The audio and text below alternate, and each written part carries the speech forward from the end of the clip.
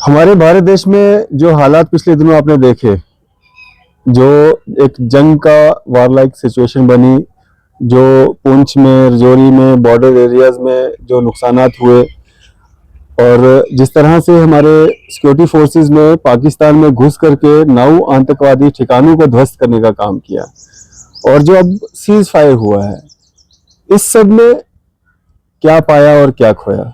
हमारे साथ बातचीत करने के लिए मौजूद हैं एडवोकेट जुल्करनैन चौधरी साहब। हमारे साथ बातचीत करने के लिए मौजूद हैं रिटायर्ड इंस्पेक्टर रशीद आवान जी।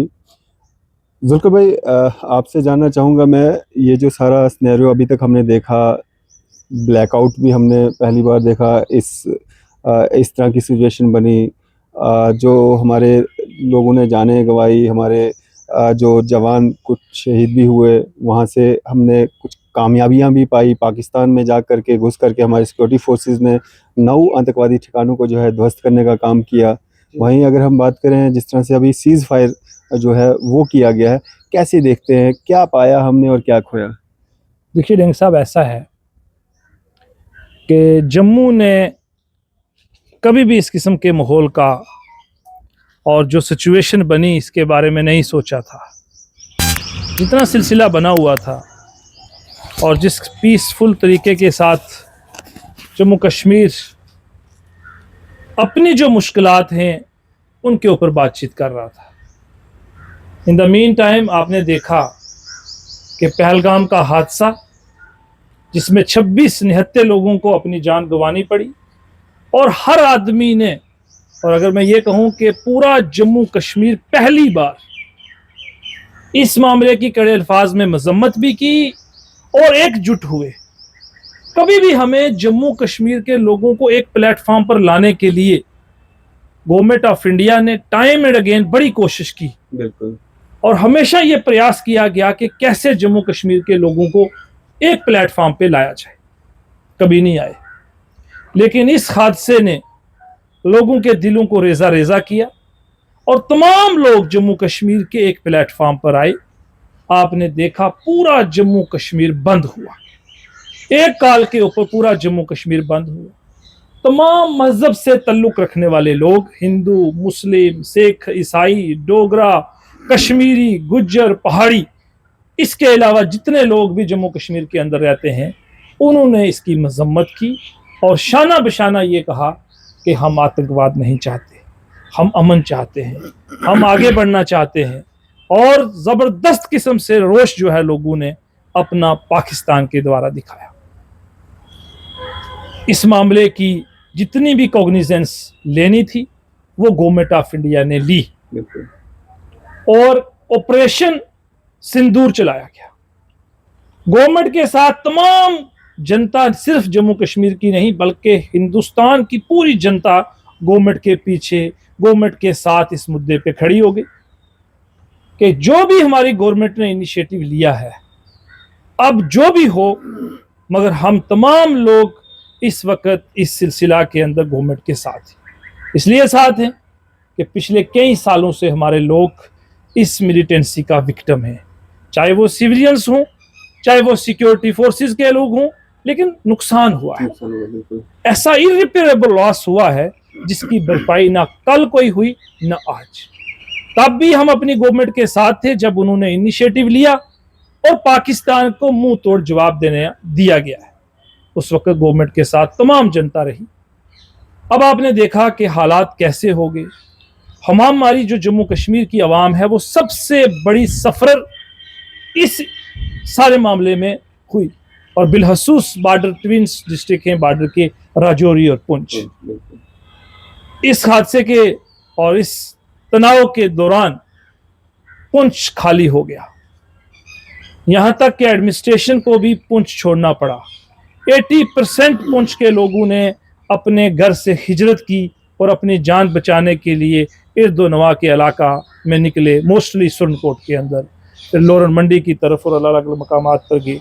इसी तरह नशहरा से और राजौरी टोन में कोई नहीं सोच सकता था कि ये हादसा होगा। हमने लगभग 16 जाने पुंछ के अंदर हमारी शहादत हुई। राजौरी की खबर यह है कि 4 से ज़्यादा लोगों की शहादत हुई, जिसमें हमारे एडिशनल डिप्टी कमिश्नर राजौरी राजकुमार थापा जी ने भी अपनी शहादत दी, और उसके अलावा जम्मू के अंदर भी खैरी के अंदर जाकिर हुसैन की शहादत, और बहुत सारे लोग जो हमारे सिक्योरिटी फोर्सेस के थे, सुनील जी हों या ये जो हमारे दूसरे सब इंस्पेक्टर बीएसएफ के थे, उनकी भी शहादत हुई। तो शहादतों की भी लाइन लगी। लोग कल भी अपनी गवर्नमेंट और अपनी सरकार के साथ खड़े थे, और आज जब सीज फायर की बात हुई, उस वक्त भी सरकार ने जो फैसला लिया, जनता ने उसका भी स्वागत किया और कहा कि जो भी सरकार फैसला लेगी हम सरकार के साथ हैं। हम आज भी यही कह रहे हैं कि हम अपनी गवर्नमेंट के साथ शाना बशाना खड़े हैं, चाहे उसके लिए हमें अपनी जान क्यों ना कुर्बान करनी पड़े। हमारी जान हमारे मुल्क से बढ़कर नहीं है, हमारे नेशन से बढ़कर नहीं है, हमारे मुल्क और हमारे मुल्क से बढ़कर कुछ भी नहीं है हमारे लिए। और मैं ये समझता हूँ कि कल भी हमारी जनता जब सरकार ने कोई इनिशिएटिव लिया उसके साथ रही, आज भी जो इनिशिएटिव पीस का लिया जा रहा है, जो सीज फायर की बात की जा रही है, उसके साथ भी वेलकम किया है। और मैं ये समझता हूँ कि अमन जो है वो एक तरक्की याफ्ता मुल्क के लिए बहुत ज़रूरी है। जंग किसी भी मसले का हल नहीं हो सकता, और अगर टेबल पर बैठकर बात हो सकती है, इसमें कोई शक की बात नहीं कि जो हमने रिप्लाई पाकिस्तान को दिया है ये बहुत ज़रूरी था। लेकिन अगर अब हम इस तरफ बढ़े हैं कि हम टॉक की करें, हम पीस की बात करें, हम टेबल पर बात करें और हम सीज फायर करें, देखिए नुकसान जो है वो होना है। नुकसान इस तरफ भी होगा, लेकिन इसका मतलब ये नहीं कि नुकसान उस तरफ नहीं होगा, नुकसान उस तरफ भी होगा और फेस करना पड़ेगा। तो हमें ये लगता है कि नुकसान ना हो, जैसे यूएस प्रेसिडेंट डोनाल्ड ट्रंप साहब ने भी ये कहा और बातचीत करने के लिए हमारे बीच वो आए। मैं समझता हूँ कि इस मुद्दे के ऊपर जो उनका योगदान है उसका भी तमाम लोगों ने वेलकम किया है, और दो मुल्कों के बीच आकर आपने सामने बात की, इसके लिए जनता यहाँ पर शुक्रगुजार है। लोगों ने एक सांस ली है। आपने देखा आहो पकार शुरू हो गया जब रिहाड़ी के अंदर हमें देखना पड़ा, रूपनगर के अंदर हमें देखना पड़ा, जब खैरी के अंदर एकदम किस तरीके से लोगों को फेस करना पड़ा। कि जंग के दौरान जिन लोगों ने शहादत पाई है उनकी फैमिली जानती है जंग क्या है। बिल्कुल। हमने तो सिर्फ ब्लैक आउट देखा और हमारी क्या हालत हो गई, लेकिन जिस घर के अंदर गुजरती है, जिन लोगों पे गुजरती है, दर्द का तसव्वुर सिर्फ वही कर सकते हैं, या वो लोग कर सकते हैं जो सीने में दिल रखते हों, जिनको एहसास हो कि जंग क्या चीज़ है, जिनके घर आज चले गए। जिस तरह आपने देखा कारी मोहम्मद इकबाल जी चले गए, जैसे वहाँ से अमरजीत सिंह जी चले गए, वो छोटे छोटे दो मासूम बच्चे जोया और जैन चले गए। आज उनके वालिद को कोई पूछे ना, उसके लिए तो जंग हो गई, लेकिन दिल्ली के अंदर जो गोदी मीडिया था बैठा हुआ, उनको सुर्खियां बटोरना, उनकी टीआरपी बंद हो गई है। तो मुझे ये समझता हूँ और मैं यही कहना चाहूँगा आज भी आपसे कि कल भी सरकार के साथ और आज भी जनता सरकार के साथ है। गवर्नमेंट ऑफ इंडिया जो भी फैसला करेगी उसका वेलकम। बिल्कुल बिल्कुल। तो राशि साहब, आपसे जानना चाहूँगा, आप पुंछ से बिलोंग करते हैं और रजौरी पुंछ के क्या हालात थे और क्या जानकारी है आपके पास? अरफात साहब, बहुत बहुत शुक्रिया आप आए और ये जानकारी, क्योंकि ग्राउंड रियलिटीज़ जब तक पब्लिक के सामने ना आए तब तक बाहर से देखने वाले अपने ख्यालात जो है पेश करते हैं। लेकिन पुंछ की जहाँ तक बात है, पुंछ की हालत ये हुई कि हमने 1965 की जंग भी देखी, 1971 की जंग भी देखी, और 99 में तो खैर पुंछ रजौरी में कुछ हुआ नहीं, वो तो कारगिल वार था। अलबत्ता 1991 में कुछ थोड़ा बहुत गोलाबारी हुई थी, वो हमने देखी। लेकिन जो इस बार पुंछ में हुआ है ये कभी नहीं हुआ। ये दुरुस्त बात है कि हम बॉर्डर में रहे, हमारे लोगों ने फौज के साथ शाना बशाना काम किया, गोले बहुत से आए, गोले बरसते देखे, यहाँ से गए वहाँ से आए, लेकिन जो इस बार अवाम के ऊपर गुजरी है ये किसी को अंदाजा नहीं था। ये तो दुरुस्त है कि जो पहलगाम में हुआ उसका बदला हिंदुस्तान ने लिया, बिल्कुल दुरुस्त बात है। निहत्ते लोग, बेगुनाह लोग, उनको अगर कत्ल आम किया गया, उनकी शहादतें हुई, तो उसका बदला लेने के लिए हिंदुस्तान गवर्नमेंट ने फैसला किया कि हाँ जी, जो दहशतगर्द ठिकाने हैं उनके ऊपर हमला किया जाए, तो वो उन्होंने किया और उसमें कामयाबी भी हासिल हुई। और उसके बाद जो रिटेलिएशन हुई उसमें पुंछ शहर को इस तरीके से छलनी कर दिया कि किसी को अंदाज़ा नहीं था। और निहत्ते लोग उनके घरों के ऊपर, गुरुद्वारों के ऊपर, मस्जिदों के ऊपर, मंदिरों के ऊपर जो शेलिंग हुई है, ये मतलब एक रिकॉर्ड आज तक जो है वो बना है, आज तक ऐसा कभी हुआ नहीं। और लोग इस परेशानी में जो गुलपुर, खड़ी, जलास, ये जो मंगनाड़, चंडक, डिंगला, हमारे सामने कलाई, खनेतर, ये गांव जो हैं ये इस कदर इस शेलिंग की लपेट में थे कि वो बयान नहीं किया जा सकता। जिन लोगों ने देखा है, हमारे हमारे पूरे कुंबे उधर थे, उन्होंने ये सारी चीज जो है वो अपनी आंखों से देखी है। 3 रातें लोगों ने लो से लो जिसको कहते हैं ना वो कर दी, बिल्कुल सोने का नाम नहीं। और जिस के पास अपना ठिकाना था वो तो चलो उन्होंने ये फैसला किया जी हम जम्मू भागे, जम्मू आ गए। जिनके पास ठिकाने नहीं थे उनके लिए हम सुरनकोट के लोगों के बहुत मशहूर हैं कि उन्होंने दिल खोल के ये ऐलान कर दिया कि जिसको जहां आना है सुरनकोट में हमारे दरवाजे आपके लिए खुले हैं। चौधरी मोहम्मद अकरम एमएलए साहब हैं, उनके हम मशहूर हैं, उन्होंने वॉलेंटियरली ब्लड डोनेशन कैंप लगाया और खुद उन्होंने अपना खून भी दिया और बहुत से नौजवानों ने इस जंगी हालत को देखते हुए वहां खून दिया और वहां जो है रिलीफ कैंप कायम किए। लसाना हायर सेकेंडरी स्कूल में, सनई हायर सेकेंडरी स्कूल में, girls higher secondary school Surankote, boys higher secondary school Surankote, Mora Bichhai और बहुत से ऐसे मुकाम हैं जहां उन्होंने आम जनता के लिए बिला लिहाज मजहब मिलत जो भी वहां आया उसको रहाइश मिली, उसको खाना मिला, उसको अगर दवाई की जरूरत थी उसको दवाई मिली। और इसके लिए सुरनकोट के लोगों के हम शुक्रगुजार हैं, उन्होंने वाकई इंसानियत दिखाई है। और पहली बार मैं देख रहा हूं कि पुंछ में किसी मुसीबत की घड़ी में कोई एमपी जो है मेंबर पार्लियामेंट वो गया है। ये तस्वर ही नहीं था पुंछ राजौरी के लोगों को कि हमारा मेंबर पार्लियामेंट भी कोई होता है। उनका भी शुक्रिया कि वो भी गए, उन्होंने हालात वहां के देखे, जो जाने चली गई, जो लोग शहीद हो गए उनके पास गए, उनसे बात की, उनको हौसला दिया।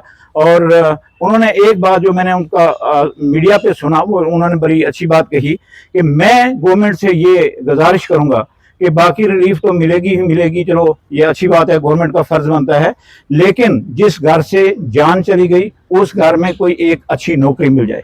ये डिमांड अगर मेंबर पार्लियामेंट करता है, हमारे एमएलए करते हैं तो उसमें दम है। और हम शुक्रगुजार हैं चीफ मिनिस्टर साहब के, उन्होंने खुद भी जहां जम्मू में जब शेयरिंग हुई है तो जम्मू में दौरा किया, उन जो बेचारे बेसहारा लोग थे उनके पास जाके उनका दर्द बांटा, उनका हाल पूछा। और ख़ास तौर पे हमारे एडिशनल डिप्टी कमिश्नर जो राजौरी में शहीद हो गए उनके घर हो गए, यहाँ जाकिर भाई जो खैरी में वो शहादत का जाम नोश फरमा के, इन सब के लिए चीफ मिनिस्टर साहब ने ज़ाती तौर पे जाके वो उनका हौसला अफजाई की।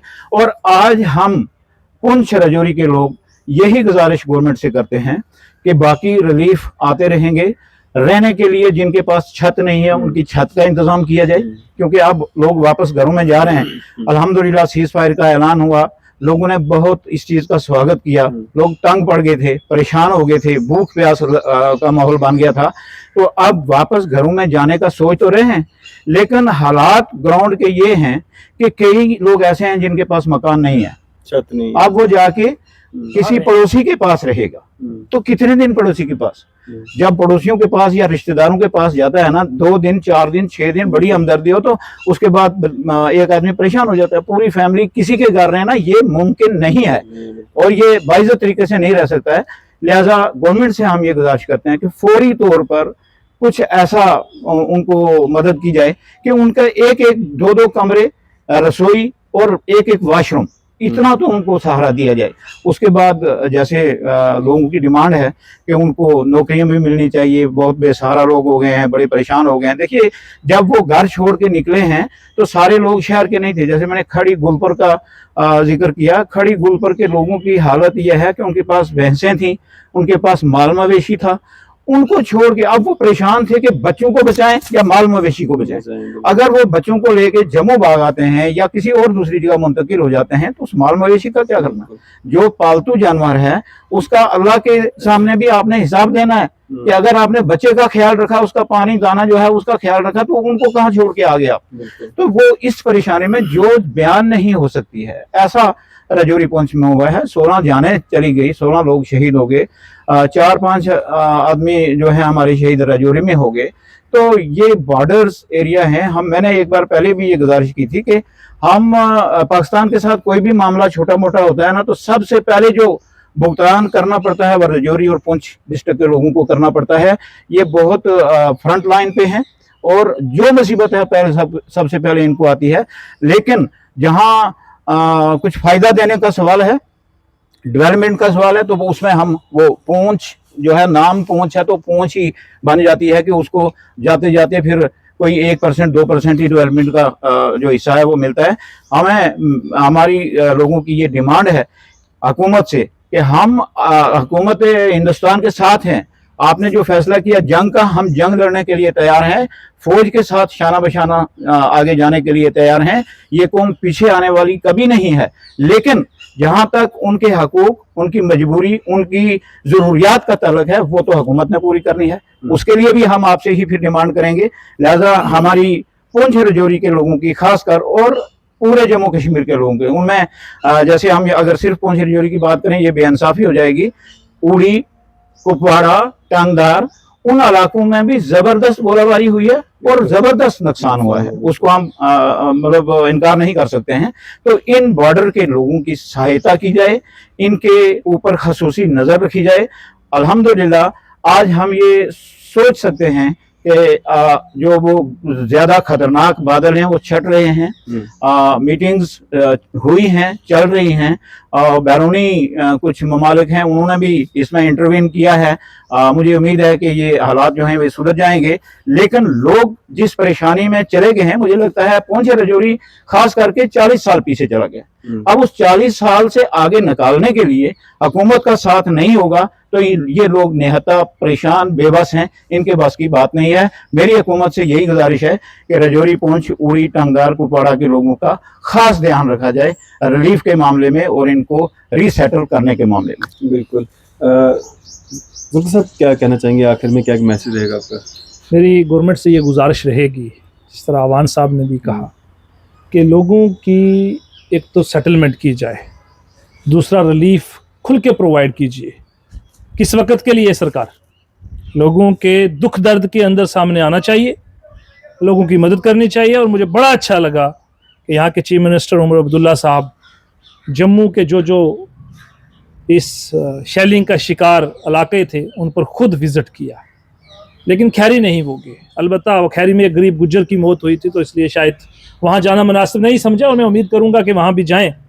अगर आप थापा जी के घर जा सकते हैं, उनकी जान बहुत कीमती थी, इसमें शक की बात नहीं, लेकिन एक गरीब की जान भी उसके परिवार के लिए उतनी ही कीमती है, तो लिहाजा वहाँ भी जाएं। अच्छा काम किया आपने, अप्रिशिएट करते हैं। पुंछ भी पहुँचे हैं आप, और आपने जिस तरीके से हदायत जारी की थी अपने MLAs को, यहाँ के डिप्टी चीफ मिनिस्टर को, यहाँ के मिनिस्टर हमारे सतीश जी, वो भी तो इन लोगों के बीच में रहे, लोगों का एक यकीन दिलानी हुई कि उनकी गवर्नमेंट उनके साथ है। ये गुजारिश रहेगी कि फौरी तौर पे इन लोगों के लिए रिलीफ प्रोवाइड किया जाए। बॉर्डर के इलाकों के ऊपर जो लोग हैं, अगर आप उनको किसी दूसरी जगह परमानेंट सेटल कर सकते हैं तो वो भी करने का प्रयास करे सरकार। और बॉर्डर के जितने इलाके हैं वहाँ पर जो आवाम इस शेलिंग का शिकार होती है time and again, including Araspura और ये जो सुचेतगढ़ का इलाका है, तो इन तमाम लोगों को इस वक्त रिहाइश प्रोवाइड करें। हमें बिल्कुल तैयार रहना चाहिए कि किसी वक्त किस किस्म के हालात बनते हैं, तो जानी नुकसान को बचाने के लिए जितना प्रयास करना चाहिए किया जाए और डट के इन लोगों को रिलीफ दिया जाए। यही मेरी गुजारिश है। चलिए, शुक्रिया हमारे से बातचीत करने के लिए। शुक्रिया आपका भी बातचीत करने के लिए। राशिद आवन साहब हमारे साथ बात कर रहे थे, जुल्फिकार चौधरी साहब हमारे साथ बातचीत कर रहे थे। और जब बात देश की आएगी, बात नेशन की आएगी, हर हिंदुस्तानी सरकार के साथ खड़ा नजर आएगा, धर्म से ऊपर उठ के, मजहब से ऊपर उठ के। आपकी इस पे क्या राय है? अभी अपनी राय जो है जरूर साझा कीजिएगा। इसी तरह की मजीद अपडेट्स के लिए आप देखते रहे न्यूज़ शहर इंडिया।